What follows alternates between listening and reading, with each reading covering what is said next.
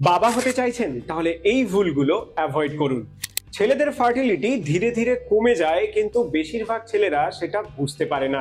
আপনি যদি অতিরিক্ত পরিমাণে স্মোকিং করেন, তাহলে সেটা আপনাকে এই মুহূর্তে ছাড়তে হবে। আপনি যদি অতিরিক্ত পরিমাণে অ্যালকোহল কনজিউম করেন, তাহলে সেটাও আপনাকে ছাড়তে হবে। আর আপনার যদি হঠাৎ করে ওয়েট বেড়ে যায়, অর্থাৎ আপনার ওয়েট যদি বেশি থাকে, তাহলে কিন্তু সেটা কমানোর জন্য ডেইলি অ্যাক্টিভিটিস অর্থাৎ জিম বা ব্যায়াম আপনাকে করতে হবে। এছাড়া আপনার যদি কোনো মানসিক স্ট্রেস থাকে, সেটাও কিন্তু আপনাকে সারিয়ে তুলতে হবে। এছাড়া আপনার টেস্টিসে যদি ভেরিকোসিলের মতো সমস্যা থাকে, তাহলে সেটারও কিন্তু ট্রিটমেন্ট করাতে হবে।